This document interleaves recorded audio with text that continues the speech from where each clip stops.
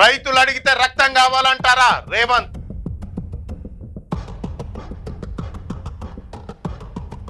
మేడిగడ్డ మోటార్లు వెంటనే నడిపించాలి. కల్వకుంట్ల కుటుంబాన్ని జైల్లో పెడతాం.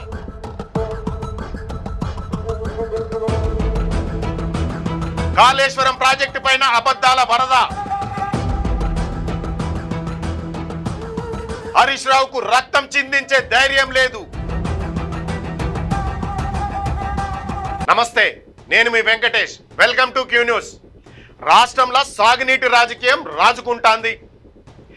రైతులు నీళ్లు అడిగితే రక్తం కావాలంటారా అని ముఖ్యమంత్రి రేవంత్ రెడ్డి పైన బీఆర్ఎస్ నాయకుడు హరీష్ రావు తీవ్రంగా మండిపడ్డాడు. హిట్లర్ లెక్క హంతక భాష మాట్లాడుతుండని ఆరోపించిండు కూడా. ఈ ముచ్చటతోని కాంగ్రెస్ నాయకులు కూడా ధీటుగానే బదులిస్తుర్రు. కల్వకుంట్ల కుటుంబాన్ని మొత్తం జైల్లో పడేస్తామని అద్దంకి దయాకర్ హెచ్చరించిండు. అసలు కాళేశ్వరం ప్రాజెక్టు నుంచి నీళ్లు ఎత్తాలనా వద్దా అన్న ముచ్చట పైన అధికార ప్రతిపక్షాల పార్టీల మధ్య నడుస్తున్న ఈ లొల్లేందో ఇప్పుడు చూద్దాం. ముఖ్యమంత్రి రేవంత్ రెడ్డి తీరుపైన హరీష్ రావు నిప్పులు చెరిగిండు. రైతులు సాగునీరు అడిగితే పంటలపైన రక్తం చల్లాలని, బెల్టుతోని కొట్టాలని ముఖ్యమంత్రి మాట్లాడడం దారుణమని అన్నాడు. షాబాద్ వ్యవహారంలో 6గురిని చంపినోడికి రేవంత్ కు పెద్ద తేడా లేదనుకుంటా అంటూ సంచలన వ్యాఖ్యలు చేసిండు.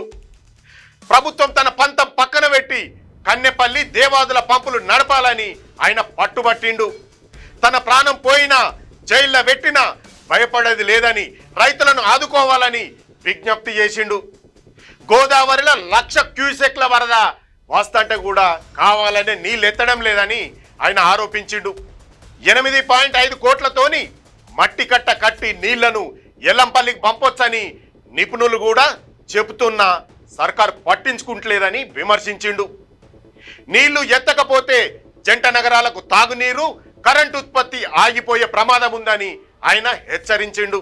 హరీష్ రావు వ్యాఖ్యలపైన కాంగ్రెస్ నాయకులు కూడా అదే తీరుగా ఎదురుదారికి దిగిన్రు. కూలిపోయే ప్రమాదం ఉందని నిపుణులు చెబుతా అంటే నీళ్లు ఎట్లా ఎత్తుతారని కాంగ్రెస్ నాయకుడు అద్దంకి ప్రశ్నించిండు. ముఖ్యమంత్రి మ్యాపుల ముందట పెట్టి చూపించిన బీఆర్ఎస్ నాయకులకు అర్థమైతలేదని ఆయన విమర్శించిండు.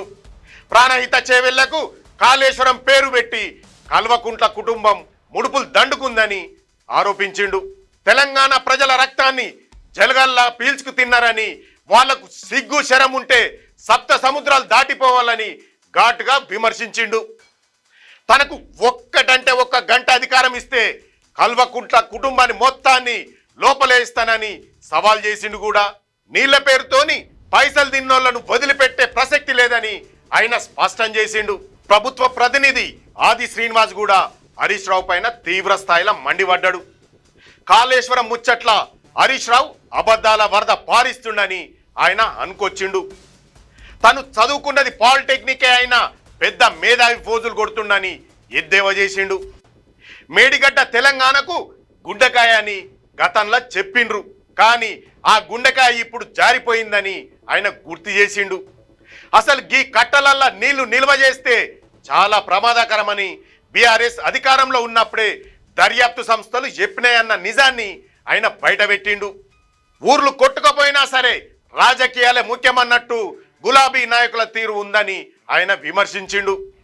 హరీష్ రావు ఒక ఉన్మాదిలాగా మారిపోయి రైతులను తప్పుదోవ పట్టించే ప్రయత్నం చేస్తాడని ఆది శ్రీనివాస్ మండిపడ్డాడు.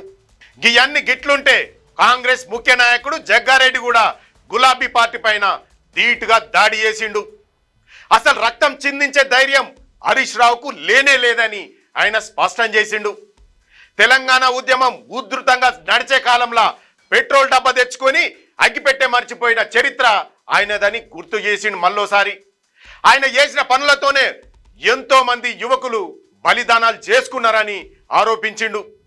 ఇప్పుడు రక్తం చిందించమని అడిగినా కూడా ఆయన చిందించలేడని ఎద్దేవా చేసిండు. జనాలను ఎప్పుడు రెచ్చగొట్టే మనస్తత్వం కల్వకుంట్ల కుటుంబానికి ఉందని ఆయన తెలిపిండు. ముఖ్యమంత్రి రేవంత్ రెడ్డిని ఏదో ఒకటి అనాలన్న ఉద్దేశంతోనే బీఆర్ఎస్ నాయకులు పనిచేస్తాండ్రు తప్ప వాళ్లకు రైతుల మీద ఎలాంటి ప్రేమ లేదని ఆయన కుండబద్దలు కొట్టినట్టు చెప్పిండు. చూశారు కదా ఈ స్టోరీ. దీనిపైన మీ అభిప్రాయాన్ని కామెంట్ రూపంలో తెలియజేయండి. మరో మంచి టాపిక్తో మళ్ళీ కలుద్దాం. అంతవరకు చూస్తూనే ఉండండి మీ క్యూ న్యూస్. క్యూ న్యూస్ లో వీడియో ఎడిటర్లు కావాలను. మీడియా రంగంలో మీ టాలెంట్ కు ఇది సరైన వేదిక. 3 నుండి 4 సంవత్సరాల ఎక్స్పీరియన్స్ ఉండి Photoshop, Premiere Pro, After Effects లో నైపుణ్యం ఉన్నవారు కావాలను. ఫ్రెషర్స్ కూడా అవకాశాలున్నాయి. ఆసక్తి ఉన్నవారు వెంటనే సంప్రదించండి. 8143001981.